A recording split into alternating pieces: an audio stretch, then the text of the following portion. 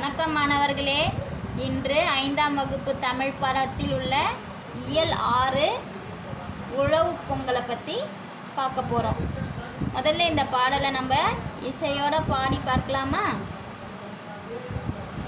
பொங்குக பொங்கல் பொங்குகவே, புதுவனம் நிறைந்தரம் தங்குகவே, எங்கனம் யாவரம் இன்பமுற, ஏர்தொழில் ஒன்றே தெம்பு தரும்.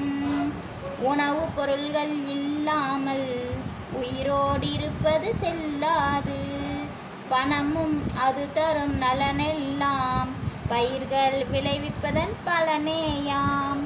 உழவு தொழில்தான் உணவு தரும், உடையும் அதனால் அணிய வரும். பழகும் மற்றுள்ள தொழில் யாவும் பயிர் தொழில் இன்றேல் விழலாகும். தங்கமும் வெள்ளியும் இருந்தாலும் தானியம் ஒன்றே விருந்தாகும். இங்கிதன் உண்மையை உணர்ந்திடுவோம், ஏர்தொழில் மிகுந்திட துணிந்திடுவோம். உழவே செல்வம் உண்டு பண்ணும், உழைப்பே இன்பம் கொண்டு வரும். உழவை தொழுதிட வருநாளே, உற்ற இப்பொங்கல் திருநாளாம். ஏழையும் செல்வரும் இங்கிதமாய் இசைந்துள்ளம் கழித்திடும் பொங்கல் இது. வாழிய பயிர் தொழில் வளம் பெருகி, வையகம் முழுதும் வாழியவே. நாமக்கல் வே. ராமலிங்கனார் இப்பாடலை எழுதியிருக்கார். இந்த நாமக்கல் வே. ராமலிங்கனார் இந்த பொங்கலின் சிறப்பை பற்றி விளக்கி எழுதின பாடல் தான் இது. இவர் கவிதை, அவருடைய கவிதை தொகுப்பிலிருந்து இப்பாடல் எடுத்தாள பெற்றுள்ளது. இந்திய விடுதலை குறித்தும் காந்தியடிகள் குறித்தும் பல பாடல்களை இவர் பாடியிருக்கிறார். இவர் காந்திய கவிஞர் என்று போற்றப்படுகின்றார். இவருடைய கத்தியின்றி இரத்தமின்றி யுத்தம் ஒன்று வருகுது அப்படின்ற பாட்டும், அதுக்கப்புறம் தமிழன் என்றோர் இனம் உண்டு அப்படின்ற பாட்டும், தமிழன் என்று சொல்லடா தலை நிமிர்ந்து நில்லடா என்ற பாட்டும் நம்ம மனசில் நீங்காத இடம் பெற்றிருக்கிற வரிகள். இந்த வரிகள் தான் விடுதலை உணர்வை ரொம்ப தூண்டியது. தமிழகத்தின் முதல் அரசவை கவிஞராகவும் இவர் இருந்துள்ளார். சரி, இந்த பாட்டோடைய விளக்கத்தை பார்க்கலாமா? பொங்குக பொங்கல் பொங்குகவே, புதுவனம் நிறைந்தரம் தங்குகவே. பொங்கல் எப்படி பொங்குதா? பொங்குக பொங்கல் பொங்குகவே அப்படின்னு சொல்கிறாரு. அது பொங்குக பொங்குக அப்படின்னு சொல்கிறாரு. எங்கனம் யாவரும் இன்பமுற, ஏர்தொழில் ஒன்றே தெம்பு தரும்.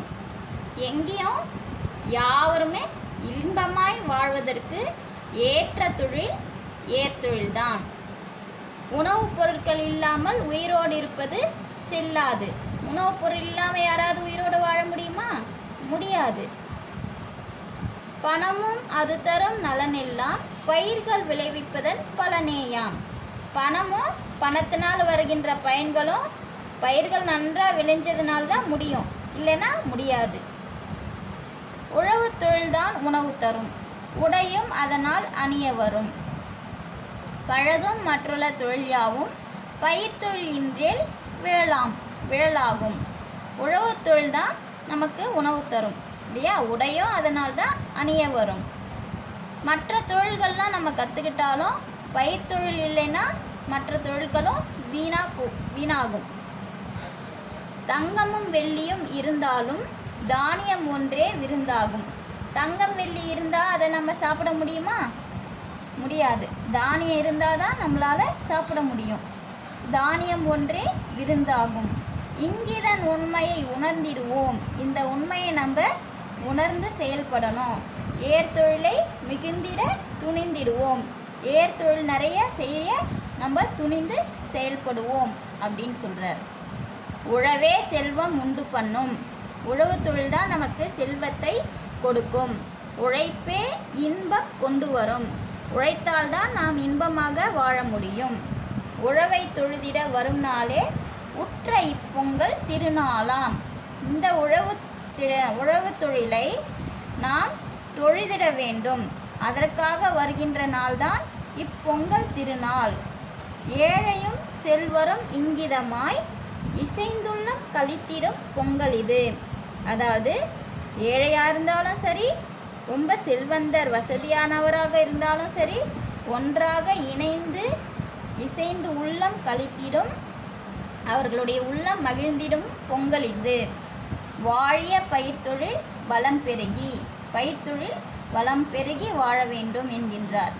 வையகம் முழுவதும் வாழியவே. வையகம்னா இந்த உலகம், வையகம்னா உலகம் முழுவதும் வாழியவே இந்த பயிர்த்தொழில் வாழ வேண்டும் அப்படின்னு சொல்கிறார் நாமக்கல் வே. ராமலிங்கனார். நன்றி மாணவர்களே.